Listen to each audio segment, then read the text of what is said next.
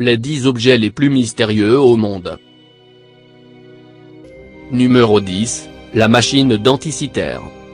La machine denticitaire, appelée également mécanisme denticitaire, est considérée comme le premier calculateur analogique antique permettant de calculer des positions astronomiques. C'est un mécanisme de bronze comprenant des dizaines de roues dentées, solidaires et disposées sur plusieurs plans. Il est garni de nombreuses inscriptions grecques. On ne connaît de la machine denticitaire qu'un exemplaire, dont les fragments ont été trouvés en 1901 dans une épave, près de l'île grecque d'Anticitère, entre Cythère et la Crète. L'épave était celle d'une galère romaine, longue d'une trentaine de mètres, qui a été datée d'avant 87 avant notre ère. La machine denticitaire est le plus vieux mécanisme à engrenage connu. Ces fragments sont conservés au Musée national archéologique d'Athènes. Numéro 9, le manuscrit de Voynich. Le manuscrit de Voynich est un livre manuscrit et illustré anonyme, rédigé à partir d'un alphabet à ce jour non déchiffré. Malgré les nombreuses tentatives des cryptographes, la nature exacte de ce document, son but et son auteur restent une énigme. S'agit-il d'un herbier, d'un traité d'alchimie ou d'un canular ? Cette ambiguïté a contribué à en faire l'un des documents les plus célèbres de l'histoire de la cryptographie. Le livre tire son nom de Wilfrid M. Voynich, qu'il a découvert en 1912 dans une communauté de jésuites à Frascati, près de Rome. La plus ancienne mention connue de ce manuscrit date de 1639, dans une lettre à Athanasius Kircher. Depuis 1969, le manuscrit est conservé sous la cote MS 408 à la bibliothèque Bank de livres rares et manuscrits de l'université Yale aux États-Unis. Numéro 8, le rouleau de cuivre. Le rouleau de cuivre, ou inventaire d'un trésor caché, est un des manuscrits de la mer morte trouvé à Khirbek-Mran dans la grotte numéro 3. Il s'agit d'un inventaire d'objets de grande valeur, or, argent, encens, vêtements précieux, ayant été cachés dans différents lieux de la région, dont des grottes, avec des indications pour les retrouver. Au lieu d'être écrit sur un support en cuir ou en papyrus, cet inventaire figure sur un rouleau en cuivre très pur, mélangé à environ 1% d'étain, ce qui constitue un cas unique dans le cadre de ces découvertes. Il présente toutes les caractéristiques d'un inventaire officiel. À cette époque, le cuivre était utilisé pour sauvegarder les documents non littéraires, comme les lois publiques romaines. Le cuivre était alors avec le bronze, les supports courants favoris pour consigner les archives des temples. Comme le manifeste sectaire, l'un des manuscrits de la mer morte, il a été écrit dans un hébreu intermédiaire entre l'hébreu biblique et l'hébreu mishnaïque. C'est un des manuscrits qui ont contribué à mettre en cause le modèle standard concernant les manuscrits de la mer morte, le moment où ils ont été cachés et le rapport entre la secte qui a écrit une centaine de ces manuscrits et le site de Qumran. Numéro 7. Le pilier de Delhi. Dans la banlieue de Delhi, en Inde, se trouve un pilier de fer qui est longtemps resté une énigme archéologique. Haut de plus de 7 m pour un poids dépassant les 6 tonnes, le pilier de Delhi fut érigé au IVe siècle en l'honneur du dieu Vishnu. Et malgré les rudes conditions climatiques auxquelles il est exposé depuis plus de 1600 ans, il n'a jamais rouillé. Conçu à l'origine en Inde centrale, le pilier s'élève aujourd'hui dans le complexe de Qutb Minar, l'un des plus grands minarets du monde. Il était surmonté à l'origine par un symbole hindouiste, probablement retiré après l'islamisation du lieu. Hormis son incroyable conservation, le pilier présente une autre curiosité, le fer qui le constitue est pur à plus de 99%, une qualité qui ne fut pas obtenue en Occident avant le 19e siècle. Les spécialistes ont d'ailleurs longtemps pensé qu'une pièce de métal aussi imposante n'avait pu être fondue avant l'époque moderne, mais nous savons aujourd'hui que le pilier n'est pas forgé d'un seul bloc, et qu'il est constitué de plusieurs morceaux de fer soudés par une méthode antique. Il fallut attendre 2002 pour que le secret de sa résistance mystérieuse soit compris. Après analyse, une équipe de l'Institut indien de technologie de Kanpur découvrit qu'une fine couche protectrice s'était formée autour du pilier grâce à une présence importante de phosphore dans le fer.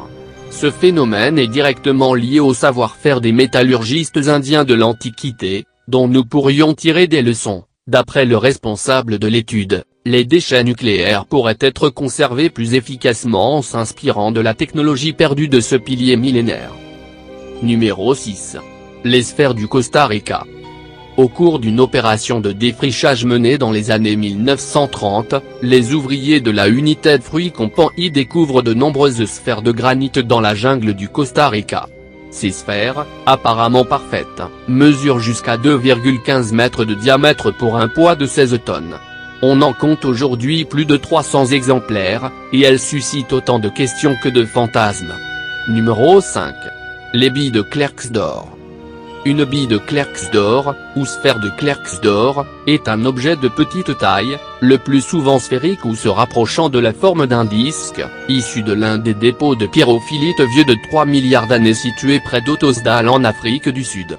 Elles ont été recueillies par des mineurs et des géologues amateurs. À cause de leur forme polie et de leurs aspects esthétiques, elles ont fait l'objet de discussions dans des livres, des articles généralistes et plusieurs sites web, lesquels les présentent le plus souvent comme des zoopares, objets fabriqués hors de sa place, créés par des êtres intelligents. Les géologues qui les ont étudiés avancent plutôt qu'elles sont le résultat de processus naturels. Numéro 4. Le disque de Festo. Le disque de Festo ou disque de Festo est un disque d'argile cuite découvert en 1908 par l'archéologue italien Luigi Pernier sur le site archéologique du palais minoen de Festo, en Crète. Il pourrait dater du milieu ou de la fin de l'âge du bronze minoen, deuxième millénaire. Son diamètre est d'environ 16 cm et il est couvert, sur ses deux faces, de hiéroglyphes imprimés à l'aide de poinçons. En tout, ce sont 241 signes, dont 45 différents, qui recouvre le disque, en formant une spirale partant de l'extérieur vers le centre de l'objet. Son usage, sa signification et même son lieu de fabrication font l'objet d'âpres discussions. À ce jour, aucun autre objet similaire n'a été retrouvé.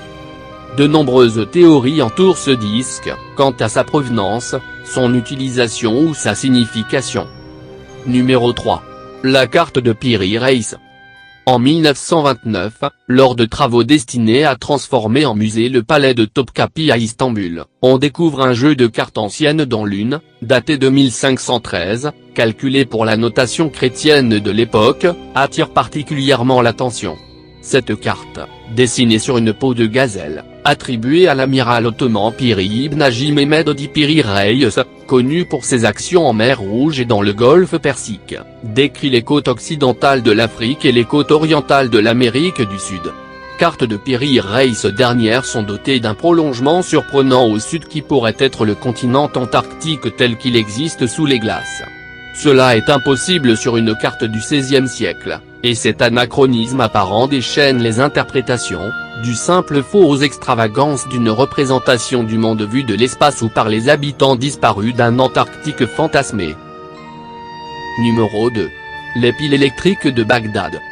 En 1938, un archéologue autrichien, le Dr Wilhelm K.O. Tremanig, s'est penché sur un objet cultuel reposant au fond des caves du musée de Bagdad. Il s'agit d'un petit vase en terre cuite de 15 cm de hauteur sur environ 7,5 cm de diamètre. Mergeant du bouchon bitumineux, une tige en fer est insérée à l'intérieur d'un cylindre en cuivre et isolée de celui-ci à sa base par un tampon en bitume, le cylindre de cuivre étant soudé avec son capuchon par un alliage plomb/étain. Différents spécialistes ont reproduit la pile en utilisant du jus de raisin comme électrolyte et ont effectivement obtenu un courant électrique, suivant les expérimentateurs, entre 0,5 et 1,5 volts. Numéro 1. Le marteau de London. Le marteau de London est un marteau découvert à London, une ville du Texas en 1934 ou 1936. Il s'agit d'un grand marteau aux manches brisées et incomplet, que l'on a retrouvé figé dans une roche dont l'âge est d'abord estimé ou jugé à plus de 100 millions d'années. Selon les théories scientifiques actuelles, il serait extraordinaire qu'un tel outil ait vu le jour en des temps si lointains. Merci d'avoir regardé cette vidéo. Si vous avez aimé, commentez la vidéo et abonnez-vous.